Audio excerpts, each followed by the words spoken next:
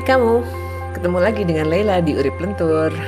Kali ini gue lagi agak ribet ya IRL, karena itu pingin ngobrolin topik yang lebih santai aja ya. Seperti disclaimer tentang gue misalnya dan podcast ini, dan apa yang gue harapkan dengan bikin podcast ini. Kemudian terakhir bahas sedikit tentang buku yang gue sedang dan akan baca, dan kenapa gue pingin banget baca buku-buku itu. Jadi gue udah pernah sih ngomong soal ini di awal episode pertama Urip Lentur. Kalau walaupun topik podcast ini banyak tentang kritik kebijakan dan sikap menghadapi krisis iklim, bukan berarti hidup gue sudah sempurna ya kawanku. Anggap aja podcast ini adalah jurnal proses berpikir dan bagi-bagi informasi tentang hal-hal yang gue temukan untuk menguak hutan atau badai informasi yang kita hadapi ini. Kecuali kamu memang termasuk orang yang beruntung dan pandai ya. Karena gue juga tidak merasa pandai tentunya. Dan merasa gak perlu berpartisipasi di media sosial seperti Twitter, Facebook, Instagram, bahkan Reddit. Gue rasa kamu juga merasa hal yang sama setiap hari. Information overload. Belum lagi informasi yang mengundang kontroversi yang sebenarnya tuh cuma masalah persepsi aja. Gak penting juga diributin. Tapi ampun, dibesar-besarkannya sampai perdebatannya panjang. Dan itu untuk satu hari aja ya, karena besok tuh akan ada perdebatan lain lagi. Jadi kita gampang sekali teralihkan perhatiannya sama kejadian bombastis seperti misalnya kriminalitas yang dilakukan oleh pejabat, gosip artis selingkuh. Belum lagi kalau kita merasa harus tersinggung sama pernyataan dan pertanyaan dari orang-orang yang seringnya kita aja gak kenal gitu. Mereka juga gak kenal sama kita. Kapan selesainya sih kalau misalnya ditanggepin terus? Ya, media, terutama media lokal juga sama aja sih kurang lebih. Yang sering diangkat yang sedang heboh aja. Berita yang penting justru tenggelam di bawah yang bombastis-bombastis itu. Kalaupun ada, ya pendek aja gitu seperlunya gitu dilaporkan ya kayaknya. Nggak lengkap dan nggak jarang juga referensinya dari ya medsos juga gitu loh. Karena mereka kayak ngepost atau bikin artikel dari sesuatu yang lagi heboh di medsos. Ya elah, pengulangan match. Semakin jarang sih media long form yang melakukan riset langsung sekarang ini ada di Indonesia ya.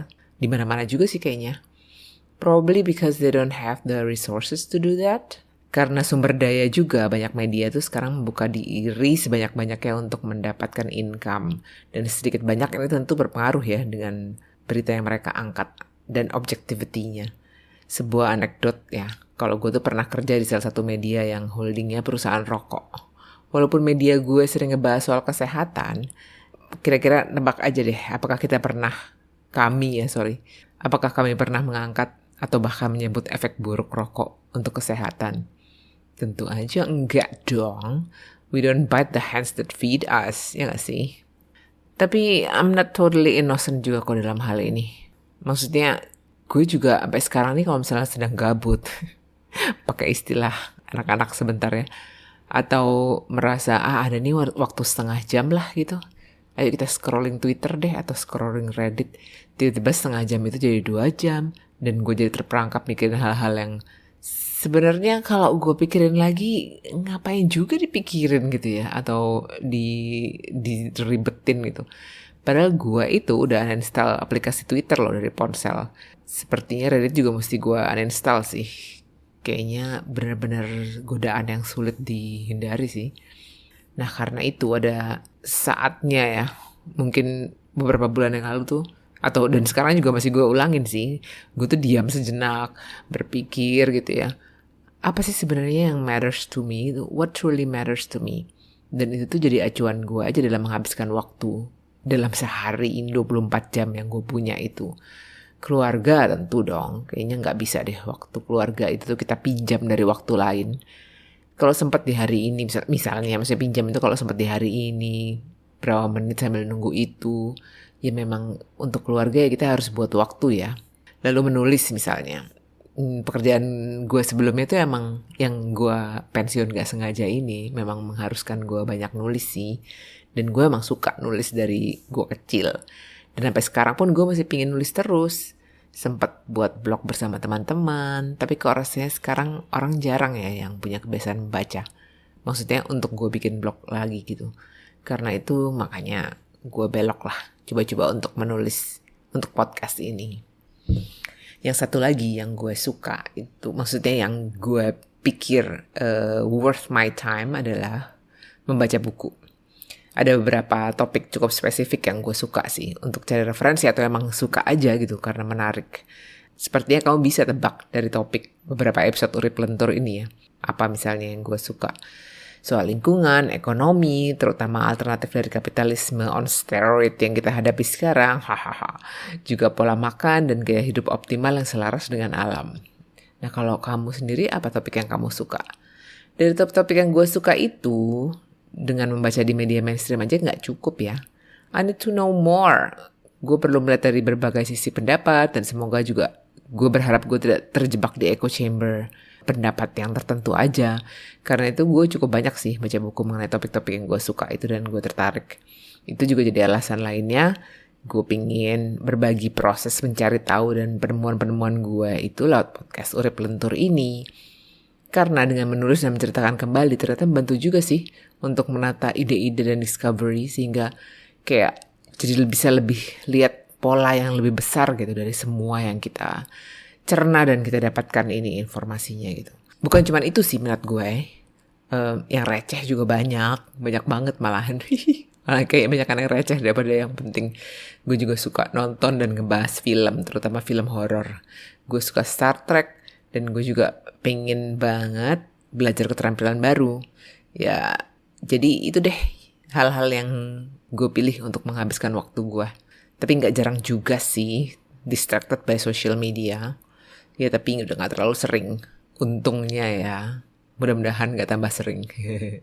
Harapan gue bikin podcast ini, selain karena gue pingin aja dan yang sudah gue sebutkan tadi, gue pingin menemukan juga like-minded people gitu. Orang-orang yang kurang lebih punya pikiran sama. Gue yakin kok pasti banyak dari kamu yang punya ide yang sama, pendapat yang sama. Tapi kadang-kadang, aduh gak tahu harus ngobrol ke siapa ya, atau pingin ngebahas sama siapa ya. Gue juga pingin mengimbau dengan sangat rendah hati, bukan rendah diri ya.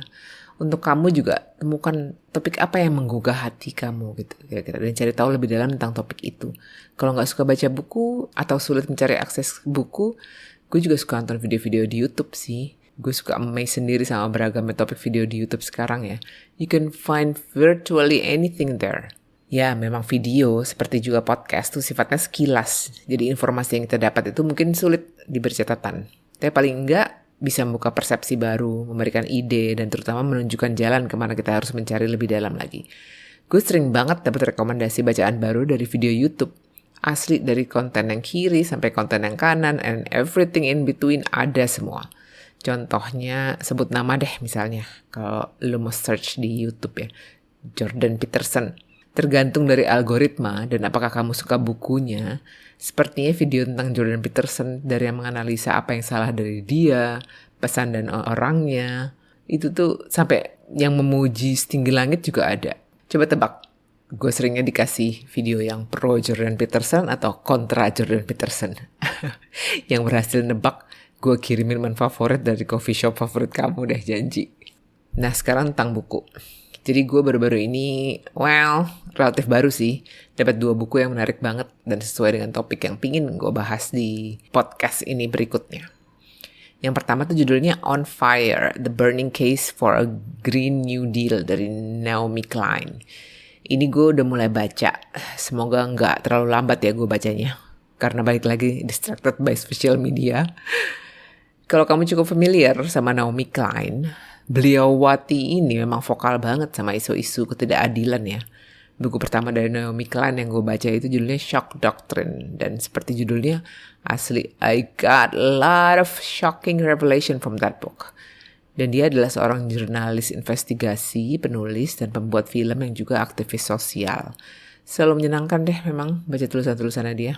Di buku On Fire, di bagian awal yang gue udah baca ya, Naomi Klein ini banyak memaparkan cerita dan data tentang bukti kerusakan iklim dan bagaimana dia optimis kalau Green New Deal yang diajukan oleh beberapa senat di Amerika Serikat, terutama AOC atau Alexandria Ocasio-Cortez, jika maju untuk diterjemahkan menjadi kebijakan dan legislasi, itu akan banyak sekali andilnya dalam memperlambat bahkan menghentikan kerusakan alam, juga mengurangi ketidakadilan sosial. Sebenarnya agak terlambat sih gue baca buku ini. Soalnya terbitannya itu tahun 2019 ya, ketika Green New Deal ini sedang gegap gempita lah, sering dibahas. Kalau gue coba riset kecil-kecilan sekarang nih soal Green New Deal, itu pembahasannya di media mainstream udah nyaris nggak ada loh. Di tahun 2022 terutama ya. Apakah dia ini layu sebelum berkembang? Semoga enggak sih. Gue juga terus terang jadi cukup semangat kalau misalnya baca kayak visi misinya si proposal ini ya. Coba kita nantikan deh. Mudah-mudahan segera akan ada update tahun ini. Update baik ya. Kalau buku On Fire lebih banyak membahas tentang kebijakan top down, maksudnya dari pemerintah ke rakyat gitu. Buku kedua yang akan gue baca lebih tentang pergerakan dari masyarakat untuk menyikapi climate change ini. Judul bukunya The Solutions Are Already Here, Tactics for Ecological Revolution from Below, yang nulisnya itu Peter Gelderloos. Ini gue gak tau apakah Gelderloos, tapi kayaknya sih dia mungkin keturunan Belanda ya, so tau deh. Peter Gelderloos. Jadi argumen penulisnya ini, di buku ini nih, kalau gue baca dari ringkasannya ya, pemerintah negara-negara internasional itu secara struktur dinilai tidak mampu untuk menyelesaikan krisis iklim. Terutama dalam waktu singkat ya, karena kita, we're in the brink of catastrophe, man. We cannot wait anymore. Dan tapi komunitas, maksudnya kayak the hope is, atau kabar baiknya adalah, komunitas dan jejaring grassroots di seluruh dunia seperti Venezuela, Brazil, bahkan Indonesia. Jadi Indonesia juga dibahas. Yay. Sebenarnya sudah mulai perjuangan untuk bisa mencari jalan keluar dari masalah yang bisa menyebabkan punahnya makhluk bahkan manusia ini dari muka bumi ini. Apa sih jalan keluarnya? Nah, nanti kita bahas ya kalau gue udah baca. Tapi kalau misalnya gue bayang, kalau misalnya grassroots ya, it's not about policy or it's not about rules or laws, it's about movement ya. It's basically about activation. Mungkin itu jadi ide kita supaya jangan jadi istilahnya itu Tom activist. Kayak itu ya. Jadi aktivis itu mungkin kita activate our community beneran gitu loh, jangan cuma dibalik keyboard aja gitu. Ngarang. Kayak gue ini aja, aktif aja. Oke, mungkin begitu dulu episode kali ini. Kalau kamu suka podcast Urip Lentur, jangan lupa untuk subscribe atau follow kalau misalnya di Spotify, dan nyalakan notifikasi supaya dikasih tahu kalau ada episode baru ya. Kalau ingin bahas tipis-tipis nih lebih lanjut soal apapun ya, topik-topik atau apa aja, boleh colek gue di Twitter @simandaux atau SIMANDOUX. Terima kasih sudah mendengarkan sampai habis. Saya Leila. Keep being curious and see you on the next episode.